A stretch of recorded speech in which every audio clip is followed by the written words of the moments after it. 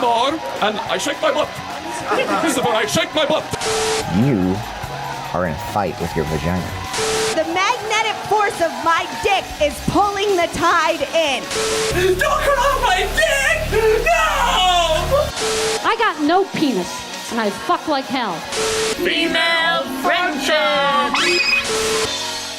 Live from my grandmother's basement, we're the only CGP podcast now. Yeah, I mean, I'll be honest, I didn't think we'd be the last one standing, but here we are. Here we are. We are trash people. I'm Yes. Emily Pineapple. And I'm Forrest, the keeper of the Canon. And we are now doing currently the only podcast about Chris Gethard Presents, that scrappy little show coming out of New York City, M&N Studios. Yeah, it's us. That's us. It's us. We are the CGP podcast now. We are the CGP podcast now. We can no longer tell you, go listen to Chris Gethard talk to these people.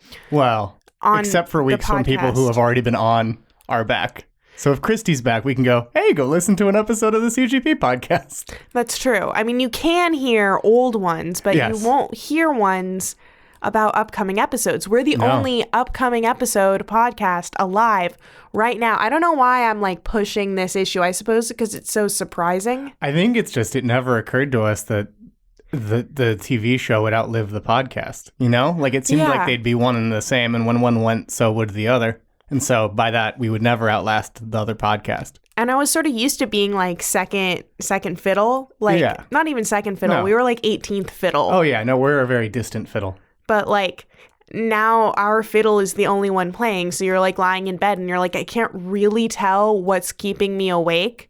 It sounds really quiet, but I feel like this silent annoyment, like, and then you have to go around your whole house and then you find like the one little radio that's on and you're like, fuck that. That's us. Yeah, we are your silent annoyment. Yes, that's what we are. And this week we're talking about the best of CGP. Yeah, that's what this upcoming episode is going to be. November 27th, day before Thanksgiving. Thanksgiving Eve. Thanksgiving Eve is a best of episode. Have they said what that's going to be like? No, they haven't said much about it. The art for the episode had Klon and Daddy Suave. You feel me, baby? You feel me, baby? Yes, let's see. So it had so it has Chef Sam Taggart, Great. originator of Chaos. Oh, yeah. I just said Chef Sam Taggart. Daddy Suave, as mentioned, Klon Feel me, baby? from Robot in the Restaurant. And then Katie Hartman with the pile over her face from Rejection, a Talk Show. Those are the four things in the art that they're using to promote it. So it looks like it's all side characters. So far, yeah. I mean, Klon. Besides Klon. But that's really interesting. That's really interesting. But what we're going to do today for the podcast is we're going to go through, how long have we been doing this project? How many episodes are there of this show? Of which show? Our CGP. I'm not stalling as I open up our web PPPPP. I mean, like, we've done 21 minisodes. That's just the CGP ones, not including our TCGS episodes. Which have kind of so there's been 22 stalled. There have been 22 episodes of CGP then because we skipped the complaint box. Yes. I'm sorry. That was our cat trying to escape the studio room. No, you either in or out, cat. That's what you get to decide. And I'd stay in for this episode, honestly. So in our 21 weeks of watching people, basically studying all of these artists from New York, we've learned a lot. We've carried away a lot of things, a lot of fun references that none of our friends will ever get. And it's what we wanted to do is we wanted to go through and just say what has stuck with us from each of these artists. Like, what has stuck with us from our exploration and what might we take with us into the future? Like, how has this inspired us as artists and as just like thinkers, just people who are thoughtful and use the media that we consume to inform our thoughts and the metaphors that we use to describe our lives to ourselves in our self-authorship journey. As true intellectuals, I'm very excited to talk about all of these things that we've taken away from all these episodes. Yeah, and so, and also just what we've taken away from these artists. So I guess we'll start with the first one, the first ever host. Yeah. Carmen Christopher. Yes, and the one what we took away from this was mainly the Wrigleyville Club's Playboys, which is a 2016 video that he co-starred in with Connor O'Malley. And the thing that stuck out to me about that is that he repeats this sort of setup in a lot of different videos. What I really take away from Carmen is his public character portrayals, where he goes out into the world and like does dumb shit, basically. Because that's the one where they are at Wrigley Field talking to Cubs fans, right? Not the one just in the apartment. Yeah, the one just in the apartment's great, but they're out talking to Cubs fans, being riotous and ridiculous. And also Carmen, on social media, his videos going on the Sex and the City bus tour. Oh, yeah. I love the Sex and the City bus tour and just being a jackass to the woman running it. Yeah. I thought was great. Yeah, all his subway pranks are definitely, I think, the thing that really sticks with me with Carmen. Like you're saying, it's the thing I didn't know about him before this was how central pranking is to like a lot of his comedic voice. And how bold that is. Yeah. I mean, it shows a kind of, I mean, I've been reading this book called The Queer Art of Failure, and everyone should read it. And it talked about looking at Dude, Where's My Car through the lens of a new kind of masculinity that is centered on stupidity. Sweet. So like dumb guys, which still like supports ultimately like the patriarchal hegemony. Right. But it's constructing a different kind of masculinity outside of, because, you know, we can't just do the whole men are smarter and braver and have all of the good qualities anymore because women are allowed to go outside. Yeah. Yeah. And it reminds me somewhat of that, but the way that he deploys this character forces people to sort of think about what is normal. Yeah, I mean, he definitely, we talked about this, it also reminds me of sort of what Bill Murray was saying he did, where he sees people sleepwalking and shocks them out of that sleepwalking normalcy through improv and comedy. And I think that Carmen definitely does that. Yeah. Like, if I was on the subway just going about my day and all of a sudden some guy is on there proposing to his sister. Yeah. That'll shake me out of my normal routine real quick. Oh, yeah. It makes you question a lot of stuff. You know, someone talking about being angry about editing their headshots. I mean, that one I would just relate to. I know, right? And I find that really interesting. And that's something that I've thought about and has informed my thoughts of late. As someone who spent a lot of time recently editing photos, and also informed my thoughts of late. Our next person is Keith Haskell. Keith did Fetch. So, Carmen Christopher did The Great Night Show, which he repeated 3 times. Yeah. And that was the very first episode. Second episode, Keith Haskell, Banana Man himself. Yeah. Did Fetch, in which he attempted to fetch Chris a cherry mash. Yes, not to be confused with other cherry candies. Yes. And Connor Ratliff is in it, all sorts of fun things. Keith is like a legit video producer, like comedy video producer, like he's been in the game forever, has done a bunch of stuff for Netflix. But the thing that has stuck with me, honest to God, it's Scatadoggle 2, Rosie. And so Keith states that his greatest goal as a filmmaker is to catch footage of a dog pooping so that he can then reverse it and show the poop going back into the dog's butt, as if the dog's butt is slurping back up the poop. And I mean, in this, he achieved that. He achieved it. And you don't get to see people achieve their dreams that often, you know? No, and it really makes me think, like, I love his approach to art. Yeah. It's truly joyful. He is doing things that bring him absolute joy. As David Lynch said, he is a puppy dog wagging his tail all of the time. At least with these videos that we see of his, at least of his personal work. Well, and it reminds me even of him on this CGP podcast. Yes. The last episode where he decides his character is a guy who makes sound effects all the time. Yeah. And he doesn't break from that for the entire episode. Every time it goes to him, it's him making sound effects with his mouth. And I think I love that. It makes me think about the standards that we set for ourselves and the standards of success. Mm-hmm. Like, what is one's stated goal as a filmmaker? Is it to make a bunch of money and be a producer for a bunch of comedy videos and, you know, maybe direct something big or small or whatever? Yeah. No, it's to capture a dog pooping and then reverse that shot so that it looks like the dog's butt is like levitating the poop back into itself, like some kind of strange alien abduction thing. But I you know? Yeah. And I think that like pursuit of joy as its own goal is one of the reasons his videos feel so classic internet to me. Oh, yeah. I think about that dog video every single time I see a dog pooping. Oh, yeah. Honest to fucking God. And there's a lot of fucking dogs in this city. So many dogs. More dogs than children.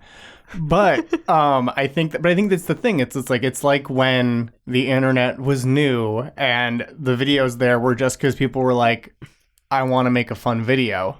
Yeah. And there was no potential for it to ever become anything. Mm-hmm. And like he obviously has turned it into a whole career, but like he's also in his personal work for the internet, he still has that sort of, this is just like fun chaos that's fun because it's fun. We unfortunately can't just sort of step outside of society and its requirement for us to make money and work. He has 2 fucking kids. No, yeah. Congratulations. Keith and Bethany. Keith and Bethany. Yeah, his wife is fucking Bethany. Yeah. Like, if I could name 2 people that live outside of like the hegemonic patriarchy's idea of success, I'd be like, yeah, they've probably figured it out. Like, I feel like they've erased all like capitalist propaganda programming. We're just getting real radical today. I guess that's what we're doing, yeah. I'm feeling some real feelings. So Christy Cello is our third up. Christy Cello did Coochie Creek for her first episode. And then her second episode, she did Rejection. A talk show, which was beautiful.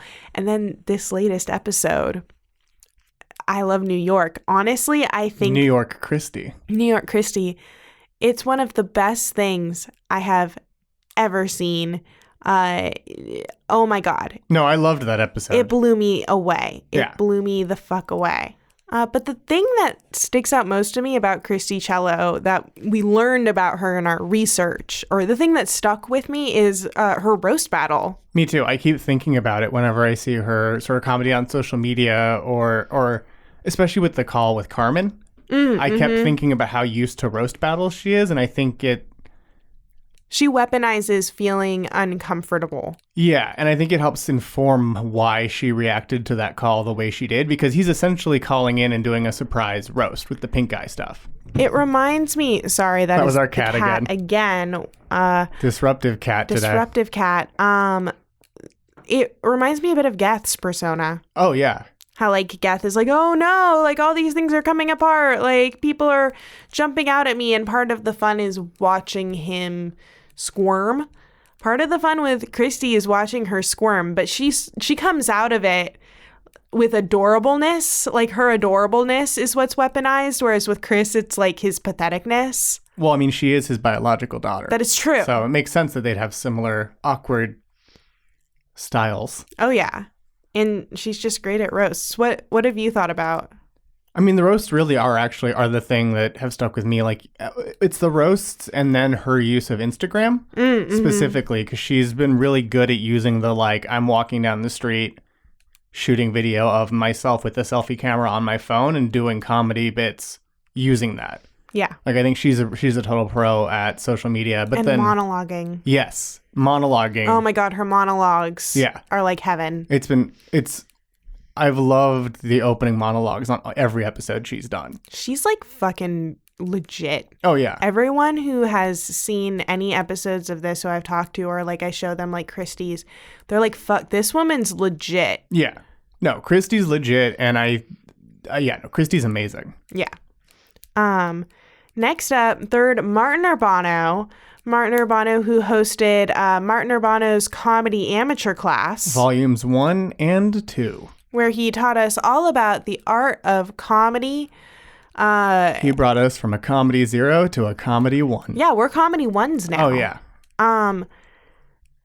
Martin, there's so much with Martin. There is, but I think the one that really exemplifies a lot of his comedy is Martin Urbano's jokes are offensive, but he's still a good guy.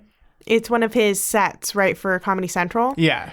Where he does offensive jokes, but he's wearing a hat that says, I'm a good guy. Yeah. So that people will know that. The way that he plays with offensive stuff. Yeah. And offensive topics. I keep thinking about that. And I keep thinking about that in the context of like insults as comedy and tendentious versus non-tendentious jokes. Right. Tendentious, which is an old fucking word. I only use it because that's the word that was used in the fucking old philosophy book I was reading that was quoting the fucking old motherfucker And what Freud. Does that mean again? What is it? Controversial. You could just use the word controversial. It existed then. He just wanted to sound like a jackass. I mean, that's Freud. All those old motherfuckers who wrote those complicated ass philosophy books were just saying shit like, I don't know, sometimes things are the way that they are. I'm going to point out the obvious stuff that's been known for like ever, but I'm going to use super clever words. Okay. Yeah. Roast of Sigmund Freud over. In school, I did frequently think that like, man, I wish I had been a theoretical person back then when it was way easier. Fucking right. Like, but I think that this is especially good. And like Chris said a similar thing to what you just said in the intro to Amateur Class Volume 2, where it's like, Martin proves you can do these edgy jokes, but still be a good guy. Yeah. And have people like them. And like, I know people who, you know, don't watch a lot of his comedy just because they are like personally triggered. Right. Just, you know, by mention of stuff. And that's fair. Like, that's not, I mean, they say like it has nothing to do with his jokes or like him being offensive or not. It's like just me personally. Yeah. You know, it's not like they're talking about someone who's like, oh no, this person has said terrible things. Right. It's, but I really liked the quote that we got of his. He doesn't think he's as dark, dirty, or weird as people describe him because he doesn't swear and he doesn't get too graphic. I'm so sorry. Oh, I was just going to say that, I mean, it is funny because I think that one would think his jokes go much farther than they do. And that's why he's mixing tendentious and non-tendentious jokes. He's taking really, like, horrifying taboo topics like pedophilia and making fucking puns with them. Yeah, exactly. It's tendentious and non-tendentious jokes. It's all fucking wordplay. Yeah. And it does delightful things to my brain. Yeah, no, and I think it's also one of the reasons he's so well suited for Twitter. Oh, yeah. And why his jokes work really well on there and why I'm so glad that he keeps his comic persona on Twitter. Oh, yeah. Because having that persona be who he is on everything, every social media platform adds so much to it that wouldn't be there if it was his on-stage persona and then was abandoned anywhere else. Mm-hmm. And I think that's one of the reasons he's like a very modern stand-up. Yeah. And I hadn't seen that many people just commit to their character that hard across everything. Yeah. I think it's pretty cool. Yeah. Next up is Josh Sharp. Josh Sharp hosted 3 talk shows at once. And it was really fun. It was a great episode. I miss him. I do too. We haven't seen him around since then. A lot of people are repeats or sort of like in the family. I haven't seen him. He's like a legit art house motherfucker. Yeah, I think that it's a sleeper episode that's like really good, but because he hasn't come back, gets overlooked sometimes when people are drawing up their best of lists. So I hope it makes it good on Wednesday. So the thing that stuck with me that we saw of his was Hello Norman, which is an entire short from 2014, made by Also, which was the UCB comedy like film number. Yeah. And it's just this guy going through life, but as a puppet, like one of those handheld Muppet style puppets. Yeah. And you don't really see the guy. The guy is Josh Sharp. But he's just a puppet, just like living life. And like he eventually like, he goes to a bar and a girl comes home with him and she's like, all right, no, she starts trying to have sex with Josh. And he's like, no, what are you talking about? I'm over here. And it's like the puppet. And she's like, I'm cool with role play, but like, what? He's like, no, this is me. It's beautiful. And you should all see it. Yes. And that has like that imagery. Yeah. Has stuck with me. The idea of like people and puppets and like how we present ourselves. Yeah. To other people and like how we be who we want to be, and if we're living in, I don't know, it just made me think a lot of thoughts. I've been thinking a lot about identity lately. It's also it also is the thing that stuck with me, and every time I've seen puppets since that's come out, I think of that short. Yeah, that one like specifically because it's so bizarre. And it's why, I mean, I wasn't familiar with Josh Sharp really before we did our research for that. Yeah, I mean, I knew him as I knew Abraham Lincoln, or vampire Abraham Lincoln Hunter. I didn't know it was him though. Yeah, and it was when I saw that, it really drove home how, like, I mean, I knew he was like an alty comedian because he was on TCGS, right? But it really drove home just how alty he was. And then that was my big takeaway, is that he's like this great, as you've said, art house comedian. And I love Hello Norman. Like, I would love if Norman got a whole CGP episode. Like if they ever do another pre-tape, having one, giving it to Josh Sharp and letting him do something more Hello Norman-y, I think it'd be really cool. Just something weird. Yeah. The next one is Robbie Hoffman, who hosted the Chris Gethard Show with Robbie Hoffman. And we will actually be at the next live Chris Gethard Show with Robbie Hoffman. Which means we will have been at 2 out of the 3. Yes, and we know people who were at the other one, so. Yeah, like, oh my gosh. So I love Robbie Hoffman. Oh, yeah. She's amazing. Every Friday, her voice rings out in my head. Have you lit candles? No, I haven't lit candles. And she like deploys this like judgy Jewish mother thing that I'm like, teach me. I fucking love her. And honestly, the thing that has stuck with me the most, like we watched like a lot of things, but the thing that I picked because I keep thinking about it is her fucking TED Talk. She did a TED Talk, TEDx/Montreal Women Conference. And she talks about not only like, her sort of how she got into comedy and performing, a bit about her family, which is like really fun. Like how her uncle used to go out around Montreal and put out chairs for like little old women to like sit while they're waiting for the bus. That's the part I keep thinking about. Yeah, because there were no benches. And so finally Montreal like put benches out. And he responded by putting like slightly fewer chairs out. And the thing that I keep thinking about with her talk was she talks about how when she gets on stage and performing and speaking, that's when things start making sense. Mm-hmm. Like that is how she is able to process these thoughts with the audience and on stage and creating in that way. And it was like, like a serious part. And she's like, in your head, there's like no one to relate to. And if you're unrelatable in real life and then all of a sudden you get on stage and you're instantly relatable.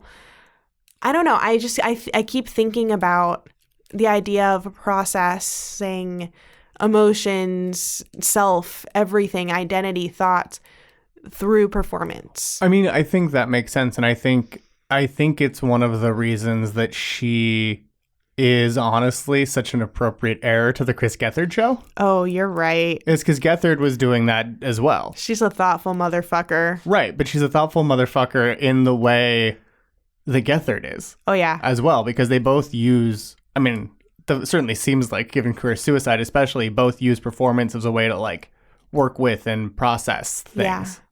It's storytelling. Yeah. And like when you're performing, you can create a story. She said, once I'm on stage, like the things start making sense. Yeah. And I think it's been ringing around my head. That makes sense. Yeah. I like it a lot. Like, I love that quote. I think that's fascinating. It's not an fascinating. exact quote. No, sorry, I like that paraphrase. And I think I think that's interesting because I think that makes sense. Yeah. You know, like I had never thought of it.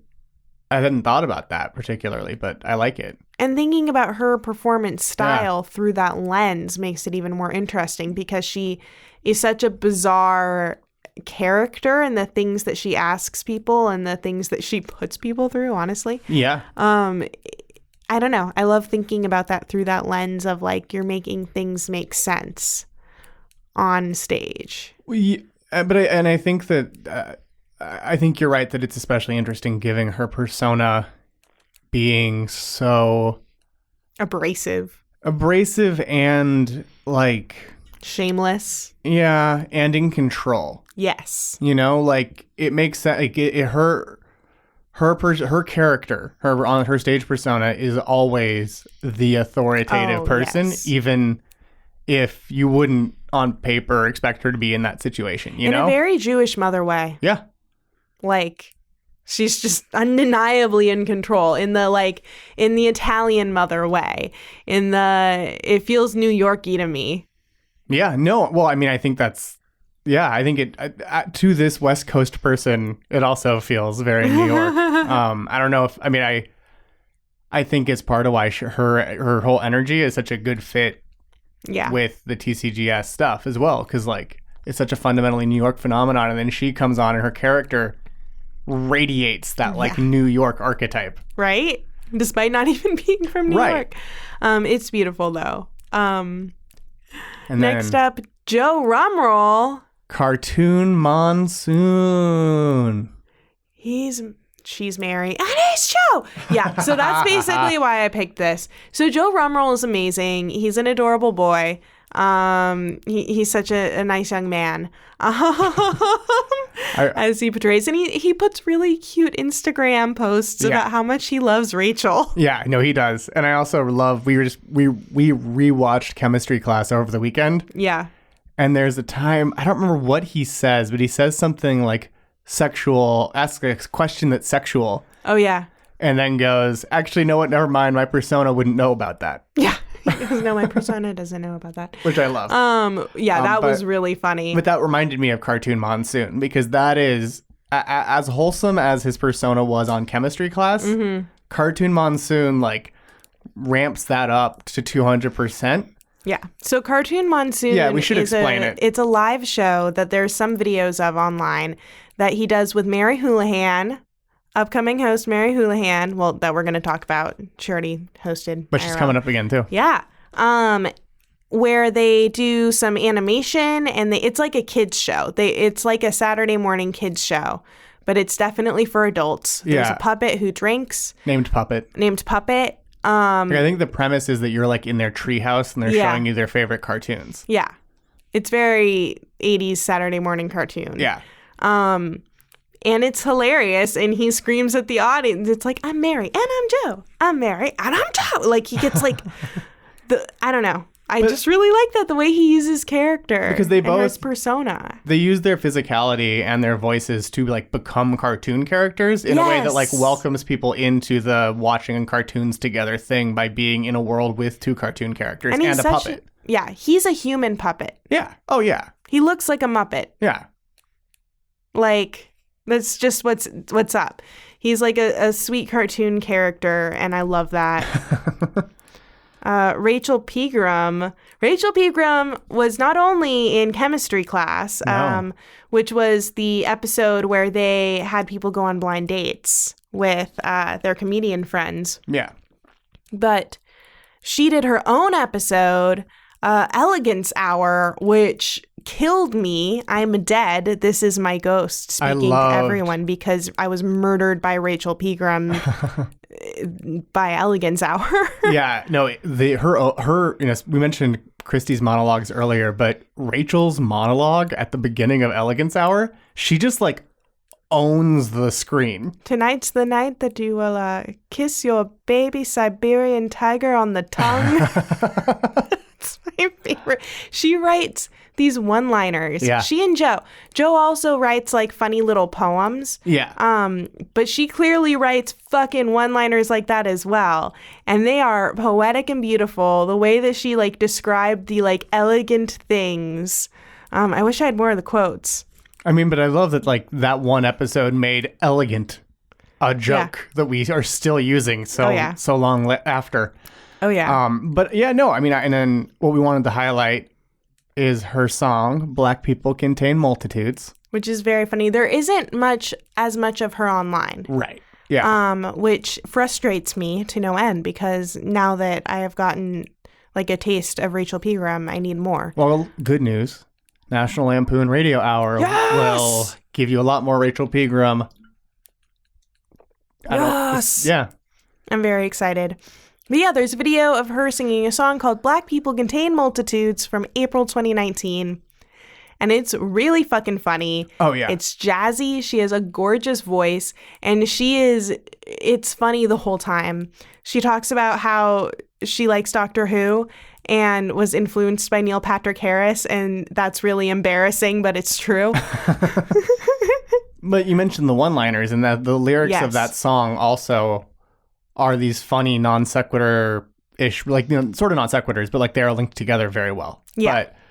But I think it comes from that same part of her brain. Yeah. And it's all so good. Yeah. Like it's still in my head. It still just pops into my head sometimes. Oh yeah, that song. Yeah. I just like da, da, da, da, da. And then I'm like, I'm a white girl. I shouldn't just like be singing this. I mean, I can just sing whatever the fuck I want. I'll tell everyone about Rachel Pegram. But I look crazy. Speaking of looking crazy, Riley Soliner is up next, and we want to highlight Dairy Affirmations. Riley Soliner, of course, who did Klon 1 and Klon 2. Billion Dollar Bonkies. Our dear Vacation Jason. He has influenced us a lot. There is a lot of Riley Soliner shit that influences us every day. A lot of it Vacation Jason themed. There have been a lot of costumes. We have his fucking album. We bought that Halloween album. We bought the Vacation Jason album, Coconut Berry Lemon Tree. Yeah, we bought Coconut Berry Lemon Tree and bought Halloween Vacation. And I've downloaded, I need to buy, but I downloaded the Klon EPs. I still want to pay for it to help him fund Klon 3. I've showed the clips to my improv class of Klon. They were pleased. My teacher was pleased. I've shown people Dairy Affirmations which is where he plays a cult leader from the Temple of the Milk Spirit. The Temple of the Milk Spirit with the motto Milk, which is Mother, I Love Knowledge. And it's a series of like 10 videos. Yeah. And a lot of them seem like very basic, like it's like, you know, different types of dairy as acrostic poems that are all like, you know, nice. And then it starts getting like super meta, like he's lying, like beware. And then it like cuts to like a creepy ass tape where he's like, is this the only cell phone on the compound?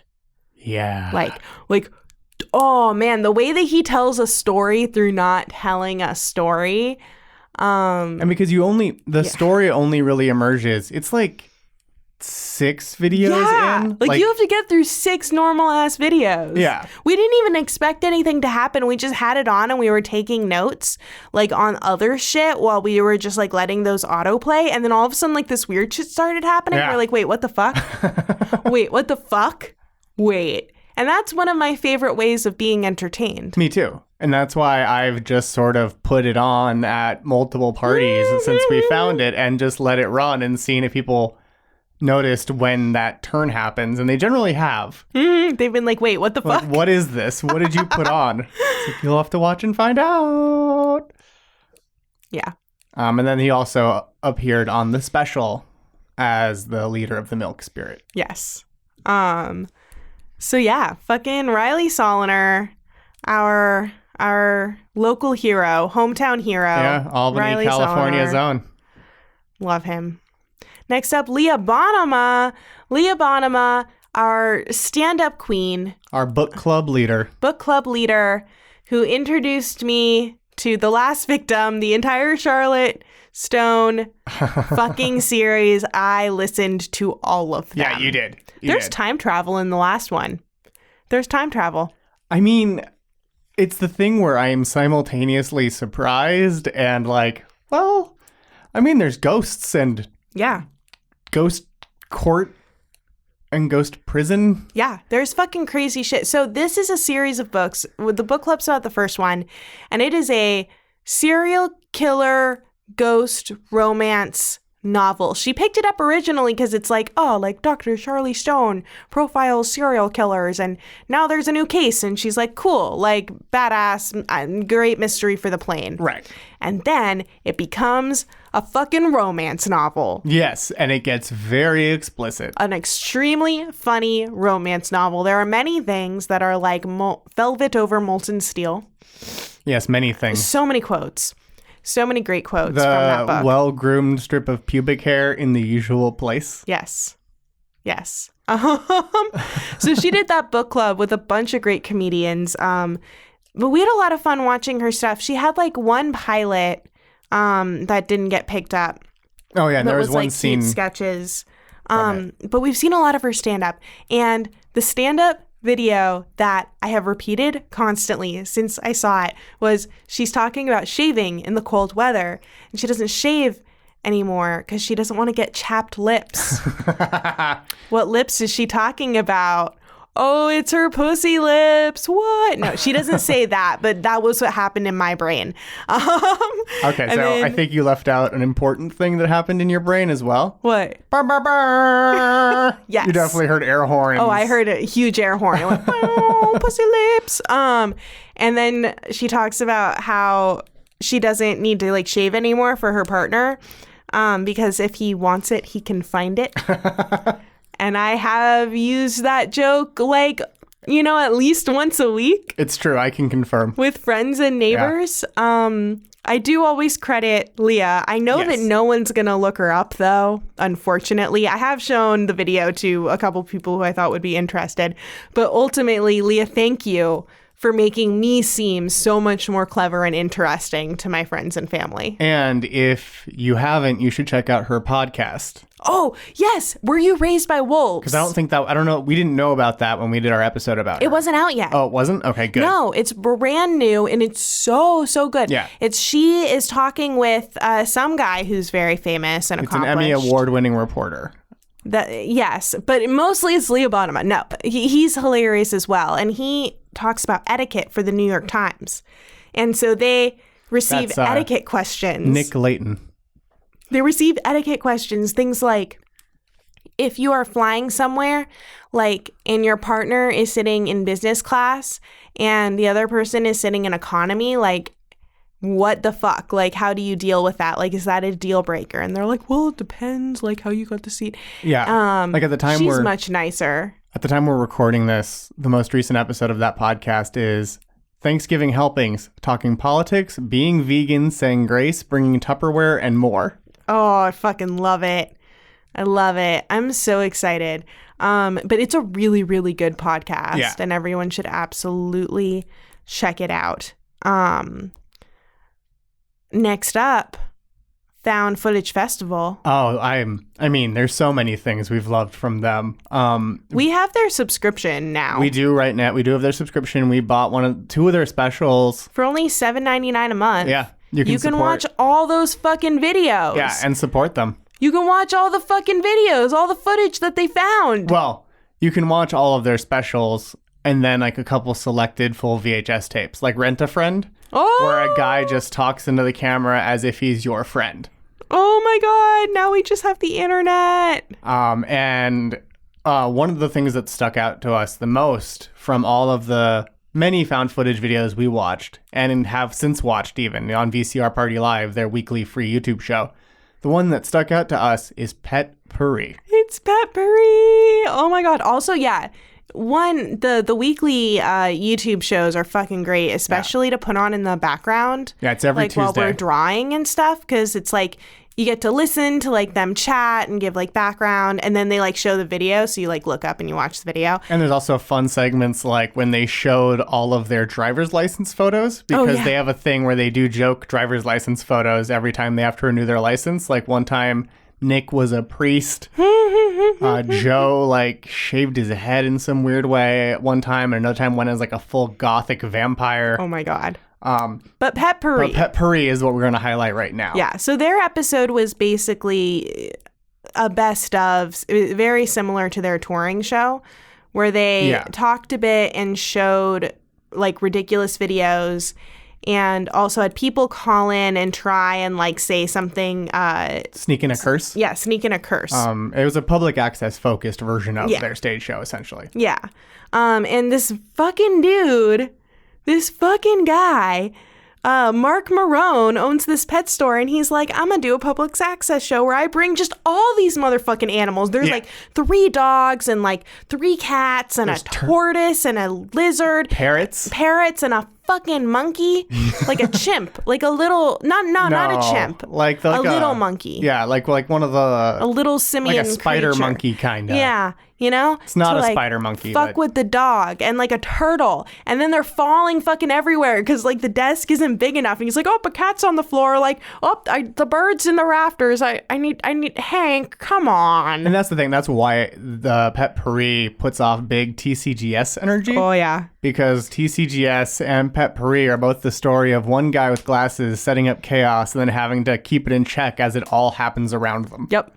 He even gets a bunch of Howard Stern calls because because of course Howard is like obsessed with this guy, and he's just the nicest guy about it. He's like, oh yeah, it's the Howard Stern guys. Yup. I'm a twat. Like, like I hope you get a good soundbite. Like, watch Petpurri. He rolls with it so well. One of my favorite clips is where the turtle bites the dog's tongue. Yes. Oh my God, it's awful. The dog is fine. This dog is like messing with this turtle, and then sticks its head in, and the turtle just bites the tongue, and the dog like rears back, shocked. But they confirmed the dog is actually fine. Yeah, and he's like, oh. He's like, oh, don't do that, turtle. Yep.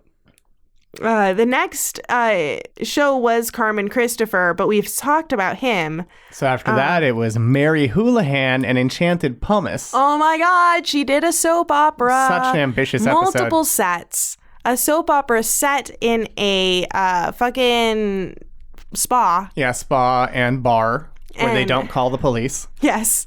And the Forrest. And the Forrest. And I love Mary Houlihan. Mary, I just have thought about multiple things Mary has done like every week. Yeah. Since her episode. And actually, her podcast is amazing. Yeah. Mary Houlihan's little podcast.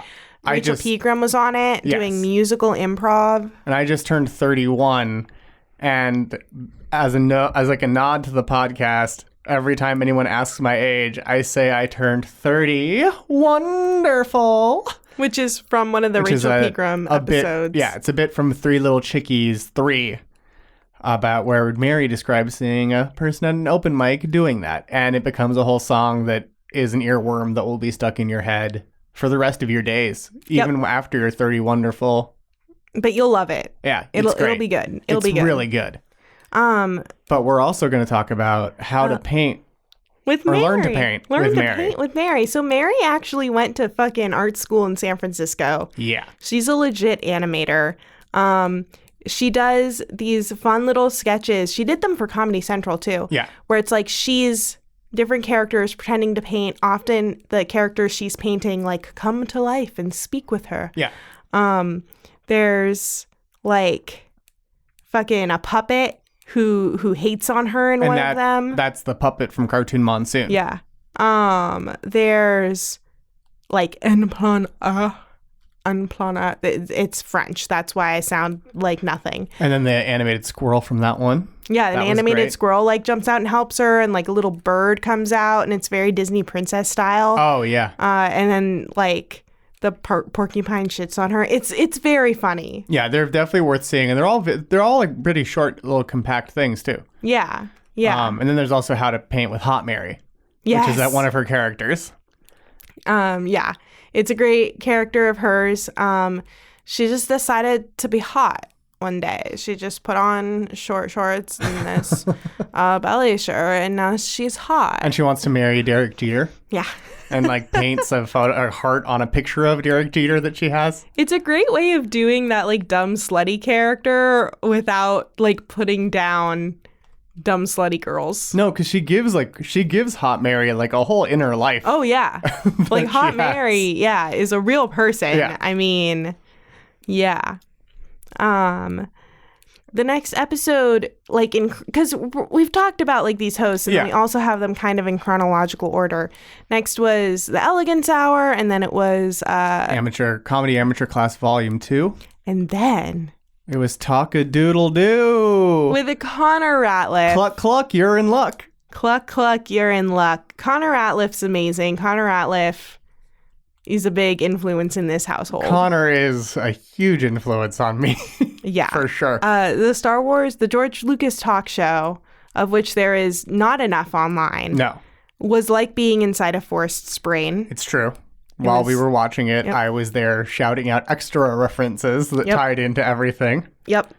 And expanding upon some of them.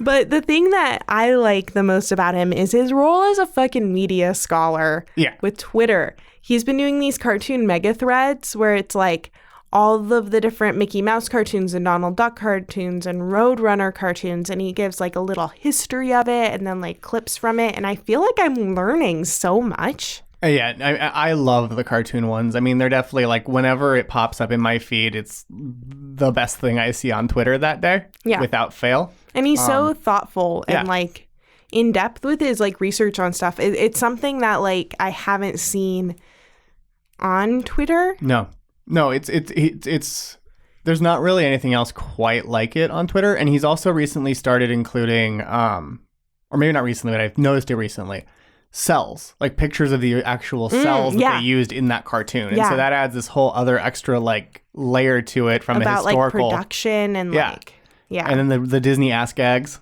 that he's been chronicling, because there's a lot of butt gags in like early Disney cartoons.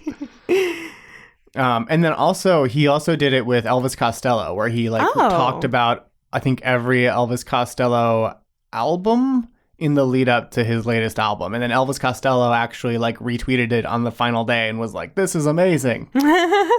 But no, Connor, I love Connor's. I mean, what's really stuck with me is getting to work on Talk-a-Doodle-Yule.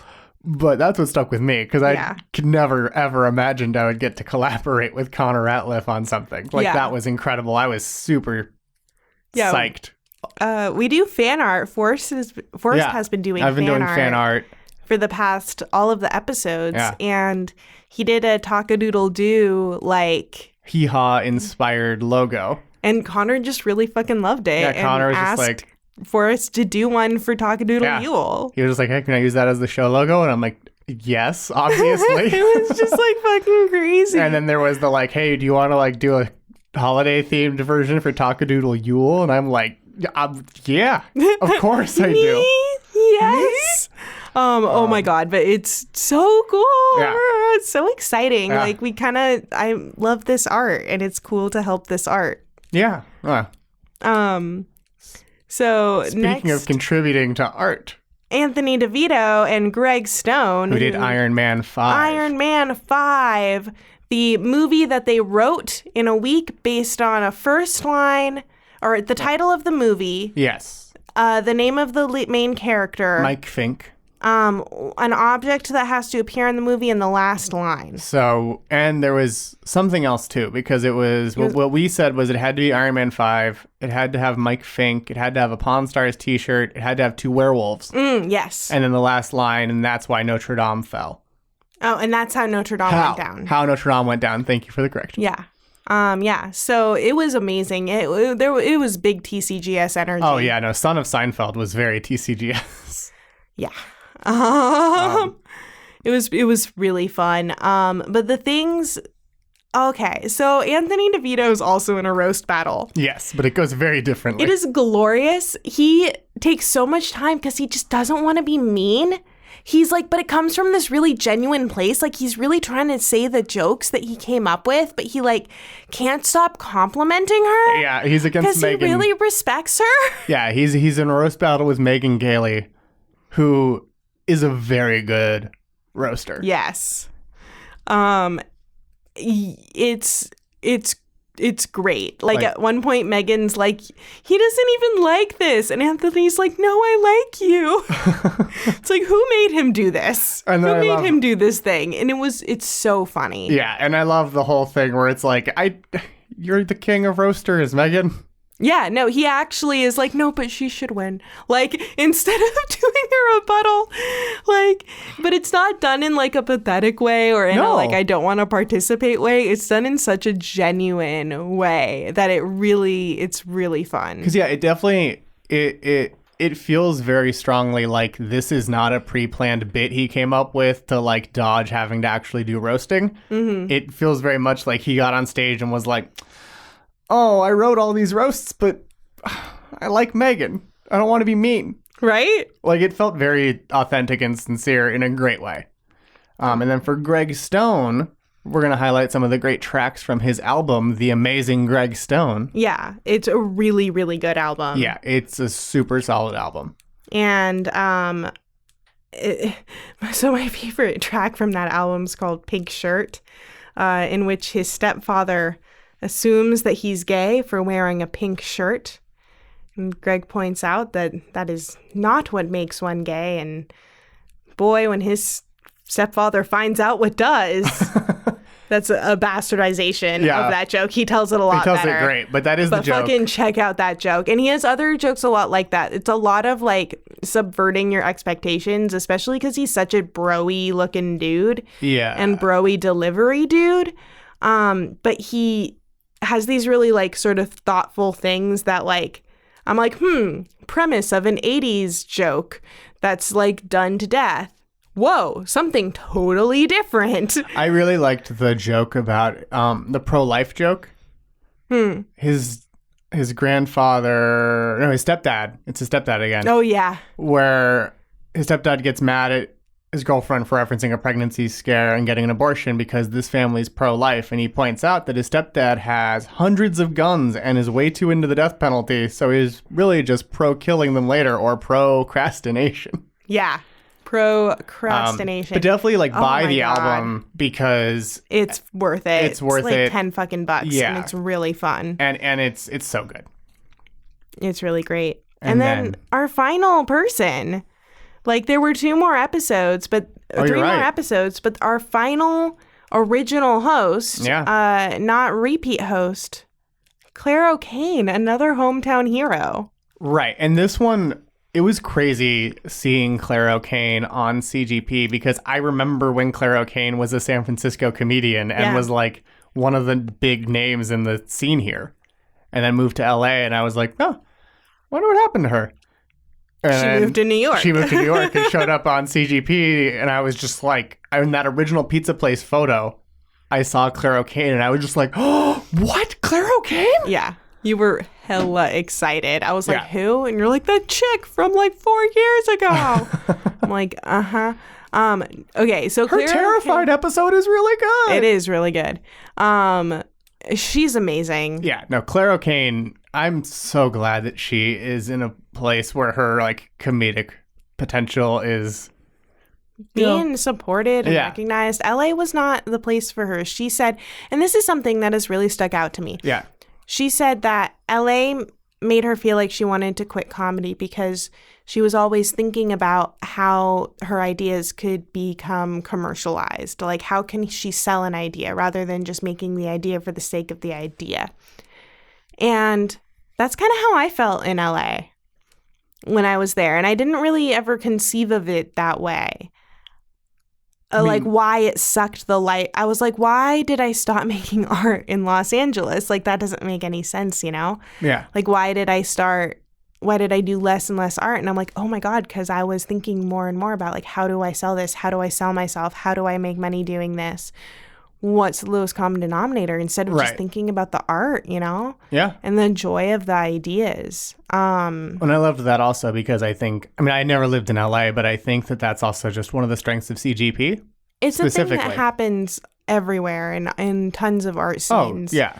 It's like a capitalist problem. No, yeah. I mean, obviously there are people in LA making art just for art as well. Yeah. But I think that quote highlights also just why CGP is so special. Yeah. Because CGP is it's an opportunity where they can get something out to the public and get it accessible with like good production without having to think about how they're going to sell it. It can just be the art for the art. Yeah. And I think that's beautiful. But with her, we wanted to highlight Fupa. It's a video of her and Allison Stevenson, and they're in a sketch group together. It's called Fupa, the Female University of Pickup Artistry. Her name is Cunt with a K. I have been saying that for since I heard it. And everyone's like, what are you talking about? And I'm like, it's the funniest thing. And it was part just of... the idea of I'm cunt with a K. Like, what? And it was part of Barbara Gray's Noble Experiment in 2014. And it's really good. It like, you have been quoting that since, and it's so funny. It's a satire on pickup artists. They're going to teach you how to get your pussy licked, get your clit bit off. I like when they start polling the audience on how to respond to different pickup artistry situations. Yeah, and because you're a chick, you can bang in all of them. Right, exactly. Yeah, there's no... Yeah, no, it's really funny. There's a whole thing about not being like other girls. Yeah, I loved that. When that part happened, I started dying laughing. So check out Fupa. And yeah, I mean, that's everybody. That's all. It's all of them. That's all the new hosts all the original hosts of CGP. Wave 1 and Wave 2 and a little bit of Wave 3. And that's our best of, our favorite things. Wow, this has been 21 weeks. Looking back on this project. Yeah. I feel like this isn't an art. We're not making an art. We're making a commentary on an art. Yeah. And it's sort of next to the art, and it's mostly for our own. It's for our own enrichment. Yeah. It's because this is a fun, interesting project for us to do. Yeah. And in that way, it is art for art's sake. Right. And making art for art's sake about weird art has been existentially healing. No, for me too. I mean, and I think that the larger project, including the fan art, for me has been great because the fan art is also, it's art for its own sake, but also art to express to the comedians how much we appreciate what they're doing. Yeah, it's a thing that we don't. I live in my grandmother's basement. We don't have the money to be paying these people what they deserve to make the art they're making and for us to consume it. But it's also why do we live in a country, in a system that so undervalues art for art's sake that it's literally impossible to create and consume? And how do we support the ecosystem that allows that art to be created? Yeah. And it's been making me think a lot, and I just feel so happy to be consuming art that's just out there, you know? Yeah. I love stand-up. I love that weird theater shit. Yeah. And as a disabled person, I can't always get to it in my own town, even though San Francisco has some of that, and the East Bay has more of it. But it's been really special. And I think that one of the things that's also been special about it is getting to see such a variety of it, because I think that people that we'd never look into. No. And what I think can often happen when you're just going to local shows is you find yourself going to the same one and seeing the same people. And I don't think, even if we were going out to more comedy, it would have been harder to get this sort of scope of variety. And just because it's hard to get to all the different clubs, and the cities are big places. Well, and just there's only so many hours in a night. We all have day jobs. A lot of the shows here, at least, don't always list the lineup ahead of time. That's very So you true. also can't. It's harder to. You can't follow people you like. Sometimes you can, but it's harder to keep track of everyone you've seen and liked. That's true. and even follow them online afterwards and all that. And so getting to sort of really do deep dives into their work, I think, has been very special because it's awkward being the bitch in the comedy show with like your phone out after they say the person's name because you're trying to write down that person's name so you don't forget. Yeah. But you're like, it looks like I'm texting. And so I like don't do it. And I'm like, oh, like I should have just brought like a stupid notebook. But then why am I writing in a comedy show? Right. Am I stealing jokes? Well, and we always sit in the front to like show support for the comedians. Also because no one wants to sit in front. So like and we don't mind we like enjoy getting like, it's really fun. You know, being the people made fun of is very fun for us in a way that makes it so we want to sit up front because we want to be like... We also don't talk back. No, we don't talk back, but like like other motherfuckers. I don't want to risk like the comedian like singling a person out only for them to be like a bad sport of audience member. I'm like, no, this is for the joke. Because I'll just start cracking up as soon as because I love it. We brought a friend to a comedy show once who was just not on board. Meanwhile... the comedian, and I was like, never again. This will never happen again. It was so bad. I remember like one time we went to see Moshe Kasher at the Punchline and he kept throwing to me whenever he had to be like, dudes can be creepy, right? And I'm like, yep, I'm here for it. Gotcha. I love this. I'm part of it, but not in a like obnoxious heckly way, but like exactly. I will laugh and agree when prompted. It makes you feel good because it feels sort of like when you're just consuming art, especially, at least for me, because it's been hard for me to make stuff lately, you're feeling a lower sense of self-worth, you know? It's like, these are the things that I love to create and consume, but I'm not contributing. But when you get to go see the shows and when you get to talk about the shows and when you get to be in a community like we have on the Discord and with CGP of other people who like those things, it feels like you're part of the art. Like you are, the consumption of the art is part of the experience and creation of the art. Like if an art falls in a forest and no one's around to see it, if a mime troupe performs in a forest and no one's around to see it, did it really happen? Did it, Forrest?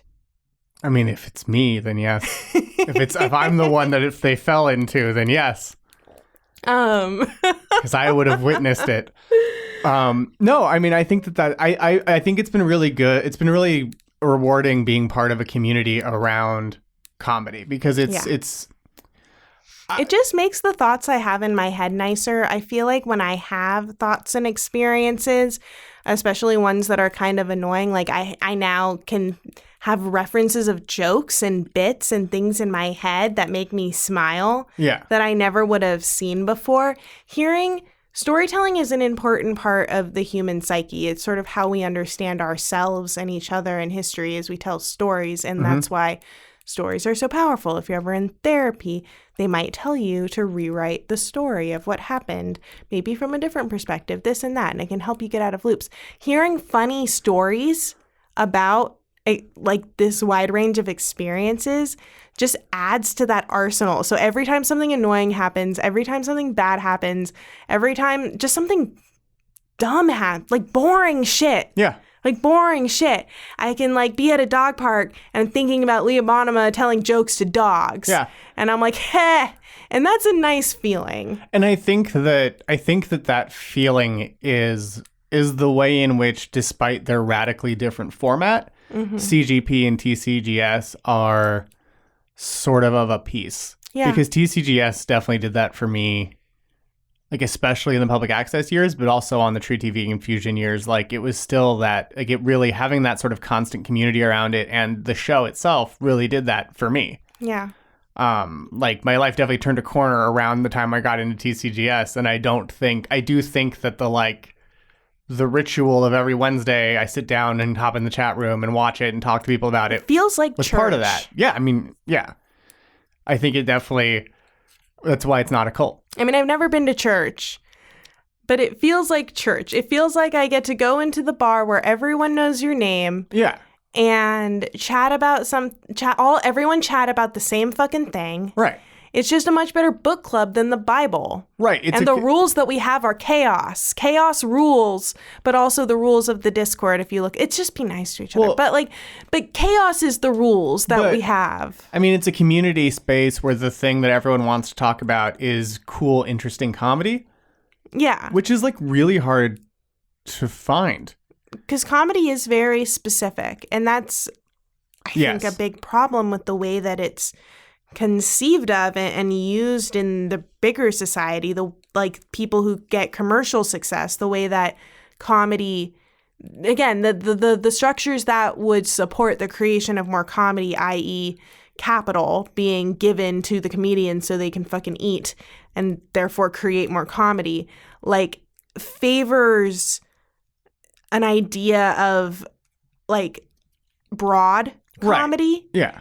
And that's not the comedy that can really be influential to someone's life. So, like, being able to explore the comedy that is meaningful to me, to us, to our micro community, is beautiful. Yeah. You know, we don't get to have stuff like that. And I think maybe if we did, we could be in, like, a new utopia. Well, and just, like, comedy spaces are not set up to be community spaces where you can talk to people.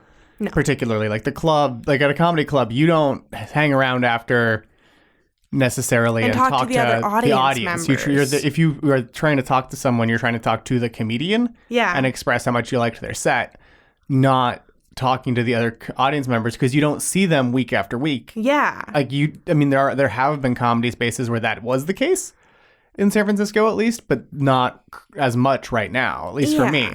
And it's a lot of like fucking bars. It's mostly bars. And like everyone's just like, but even there, and like a bunch of people are there, didn't realize it was going to be comedy. And so you can't that's the thing, have the community with them. Even at like the Cynic Cave here had some of that because it was specifically a like comedy venue under a video store that was like very clearly like this is where you go if you are a comedy nerd. Mm-hmm. And I feel like CGP... So it's like, there was the like, how the fuck did you figure out that this place existed sort of opening that you could have with other people. And like, it was small enough that like, it became like a community around it. Yeah. In a way that I think the CGP stuff also has done a great job of. And I love it more because it's so much... It's more specific yet also broader, you know, because it's on the internet. There's people from all over the world in there, and yet we all are brought together through that shared like interest in this sort of comedic experiment that is Chris Gethard Presents. And such thoughtful, interesting people who will like get down with me being like, let's talk about like jokes that feel offensive to us versus jokes that we feel are inappropriate. And I'm so interested in the different like cultural and common conceptions that are behind those feelings. And like, why, for example, do I not feel offended by this, but this other person who I respect and care for, it does feel offended by this. And that's super valid, but I'm so curious. Like, I think so we have like fucking weird ass discussions like that, in addition to butt jokes. Planet Scum is the only place on the internet where you could have that kind of deep conversation about offensive jokes and when they work and when they don't and why it's okay if someone is like, this joke didn't work for me.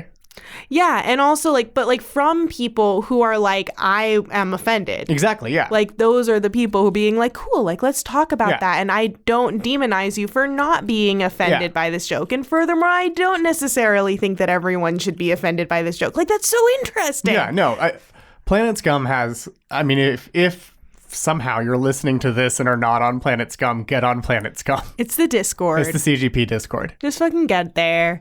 CGP. We've been talking for a really long time. Yeah, no, I think we should wrap it up. It's just the best of, and we're kind of waxing poetic. I've been real thoughtful. I'm thinking back.